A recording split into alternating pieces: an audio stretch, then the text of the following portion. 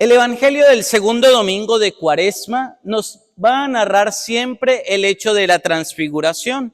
Hoy encontramos en la narración de San Lucas un hecho que para nosotros conocemos en las películas, en las historias y que quizás tenemos en nuestra imagen cómo sucedió, porque los evangelios comúnmente nos narran, entre comillas, lo mismo.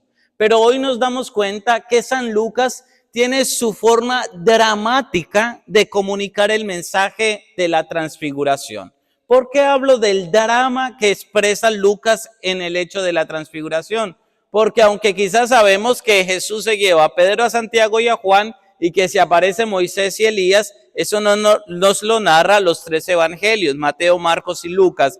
Pero hay un hecho particular que encontramos de San Lucas y es una analogía que va a ver con el hecho mismo del monte el monte donde Jesús es prendido. ¿Cuál es? El momento de la pasión del Señor, donde allí en el huerto dice, Padre, aparta de mí este cáliz de amargura. Es la analogía. ¿Por qué? Quiero que nos centremos precisamente en el detalle de San Lucas, que nos viene a mostrar el hecho del sueño.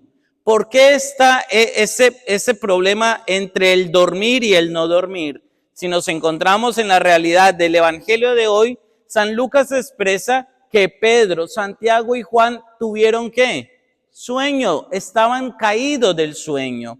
Pero en este relato de San Lucas nos damos cuenta que aunque tuvieron mucho sueño, la pregunta es, ¿se quedaron dormidos? No, dice la palabra de Dios en la versión que hemos escuchado, se espabilaron, ¿no? En otras versiones, mantuvieron la conciencia de no quedarse dormidos. Tenían mucho sueño. Yo creo que nosotros hemos experimentado eso, ¿no? Tenemos mucho sueño, pero no podemos quedarnos dormidos. En el trabajo nos puede pasar, ¿no? Los muchachos en el estudio están que se duermen, pero la temática de biología está tan interesante que no me puedo quedar dormido, ¿no? Cosas así nos van pasando, o no ha de faltar, tengo mucho sueño, pero el chisme está bueno, ¿no? Entonces no me puedo quedar dormido, ¿no? Pues eso le pasa a Pedro, a Santiago y a Juan. El chisme estaba tan bueno que Jesús se había transfigurado, que aparecieron dos personajes, ellos se espabilaron del sueño, dice la palabra de Dios. Pero, ¿qué nos deja entrever con el relato de la pasión? El relato donde Jesús está en el huerto. Allí ellos también tenían ¿qué? Acuérdense del Evangelio, tenían mucho sueño, pero la pregunta, ¿se espabilaron también o se quedaron dormidos? Entonces aquí viene el drama. En el momento donde Jesús más los necesitaba, ellos duermen. Aquí en el relato de la transfiguración, donde Jesús, entre comillas, no los necesitaba, les encantaba el chisme y estaban ahí. Tan buena estaba la cosa que Pedro, tan contento y tan dramático, empieza a decir, Señor, quedémonos aquí, hagamos 3 chozas, una para ti, otra para Moisés, otra para Elías. Pedro tenía esa capacidad de resolverlo todo, ¿no? Como el insight que le permite, hagamos esto, ¿no? Eso en antropología dice que es muy común de las mujeres, ¿no? Pero Pedro lo tenía, ¿no? La mujer tiene ese don de resolver las cosas. Perdón, el hombre, no voy a culpar a las mujeres, ¿no? El hombre tiene ese don como de resolverlo todo, ¿no? De resolverlo todo. O sea, de la capacidad como que pasó eso, hagamos esto. Ese era Pedro. Pedro era como el querer resolverlo todo, pero resulta que no todo se resuelve. Hay cosas en la vida que no tienen solución. Hay cosas en la vida que no se pueden resolver. Tan así que al término, después de eso, dice el Evangelio, él no sabía lo que decía. ¿Y por qué no sabía lo que decía? Porque lo que estaba mostrándole Jesús era un adelanto de su sufrimiento, una degustación de lo que iba a suceder. Pero antes de que eso sucediera, el hecho que estuviera Moisés y Elías al lado era la consumación en él de la ley y los profetas. Moisés, quien nos da la ley, Elías, que es el prototipo de los profetas, viene a recogerlo y a condensarlo en lo que es Jesús. Jesús viene a ser la ley suprema y el prototipo de toda la profecía en el Antiguo Testamento. Es por eso que estos dos personajes reflejan lo que Jesús vendría a ser, a sumar y a complementar todo el Antiguo Testamento. Lo que la ley y los profetas dijeron acerca del Mesías, ahora Él es la persona hecha ley, la persona hecha profecía. Esto es interesante en el relato de la transfiguración. Pero vamos un poco más allá. ¿Por qué Pedro, Santiago y Juan? ¿Será que Jesús mantenía amigos, close friends? A los otros los rechazaba. ¿Y por qué los otros 9 no están? No. Jesús mantenía con la rosca, dicen por ahí, no. Pero ¿por qué Pedro, Santiago y Juan? Pedro, quien lo conocemos, va a ser el Papa de la Iglesia en Roma. Santiago, que en este caso es Santiago el Mayor, va a estar en Jerusalén, ¿no? Y Juan, que es el apóstol menor, es el que más va a vivir la vida en la predicación apostólica. Es el último de los que muere cerca en el año 100. Estos, Pedro, Santiago y Juan, no son más que las estructuras de la iglesia de Oriente y de Occidente. Jerusalén y Roma, Oriente, Occidente, que nos vienen a mostrar la universalidad de la iglesia. Es más, dentro de la tradición se cuenta que Santiago el Mayor predicó en España, en Galicia, en la península ibérica, que actualmente a los que les encanta ir por allá, cuando van a Santiago de Compostela, van precisamente a visitar los restos de Santiago el Mayor, que es el que estuvo en el relato de la transfiguración del Señor. Pero sigamos avanzando. Nos encontramos en el libro del Génesis, un relato que nos deja entrever cómo el Señor cumple sus promesas, pero son promesas que Abraham en sí mismo no verá, la promesa de su descendencia. Abraham le pregunta al Señor que él no va a obtener descendencia, y Dios lo hace salir afuera y contemple las estrellas y le dice, intenta enumerarlas, y sin embargo no lo logra. Y le dice, tu descendencia será como las estrellas del cielo, como la arena del mar. Esto nos deja entrever algo. El relato de la transfiguración y una promesa pareciera no verse cumplida inmediatamente. Pedro, Santiago y Juan no entienden la promesa de la transfiguración. Abraham no entiende lo que el Señor le está diciendo con su descendencia. Es más, si vamos al relato propio, Abraham no tiene muchos hijos. Tiene un hijo de una esclava, tiene el hijo de una libre. Y sin embargo, su descendencia venimos a ser todos nosotros, que formamos parte de una descendencia de Abraham, aunque él ya haya muerto. ¿Qué podemos pensar de esto?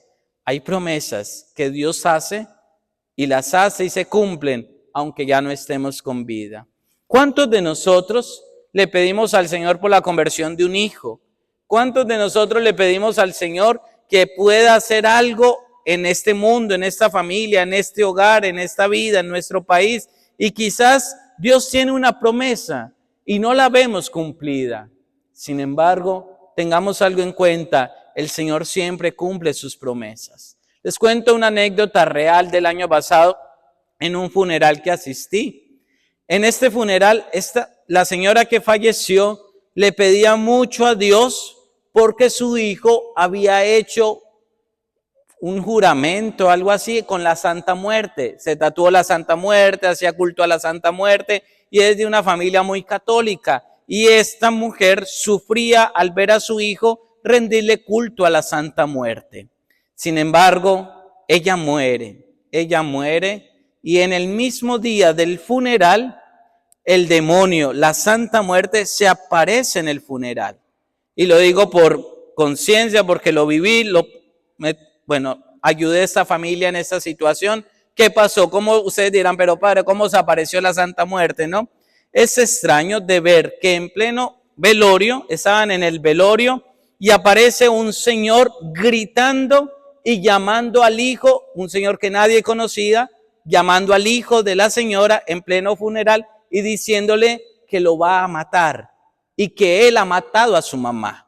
Este muchacho se pone a llorar y incluso se enfrenta a este señor que no se sabe de dónde apareció, empieza a trasbocar en pleno funeral y a decir cosas horribles. En ese momento, bueno, yo no estaba, yo llego cuando estaban en medio de la situación. Lo que hago es ponerme a orar, a hacer liberación. No lo enfrento literalmente, quiero saber si de verdad era el espíritu del mal. Y cuando empiezo a rezar el Magnificat en silencio, mientras ellos estaban allí, el Señor se calma y de un momento a otro se va.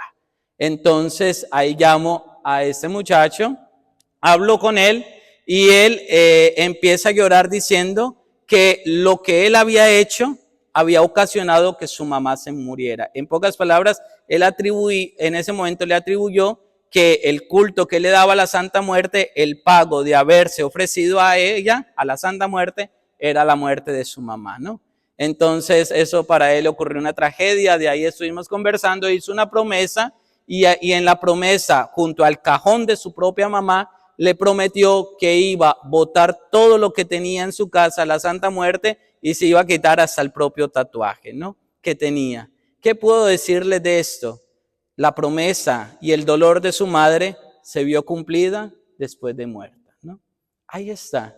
Dios cumple sus promesas, aunque muchas veces no las veamos, no las palpemos, aunque muchas veces digamos, ¿y dónde está Dios que no me escucha? Tengamos la plena seguridad que Él sí escucha nuestras promesas, pero no vivamos como enemigos de la cruz de Cristo. Porque a veces pensamos que las promesas de Dios tienen que cumplirse a nuestra manera y a nuestro modo de ver. Y no. Hoy San Pablo nos dice, tengamos cuidado. No vivamos como enemigos de la cruz de Cristo. Seamos ciudadanos del cielo. Y en ese ser ciudadanos del cielo es comprender que nuestra vida sí tiene una promesa, pero que antes de vivir la promesa hay que pasar por la cruz. Pedro, Santiago y Juan vieron la promesa de la resurrección. El Señor se ha transfigurado, pero Pedro, muy querido, quería ya quedarse ahí en la promesa. Por eso no entendía. Y la promesa era, ¿tú quieres vivir la promesa? Hay que ir por la cruz. Eso es lo que quería decirle el Señor. Él no entendía lo que estaba pasando. Estaba muy feliz en la transfiguración, pero él no entendía.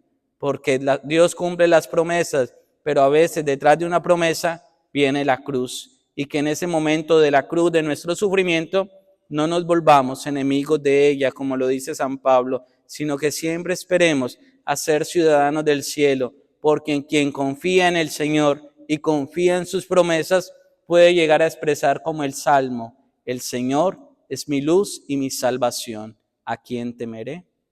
Así sea.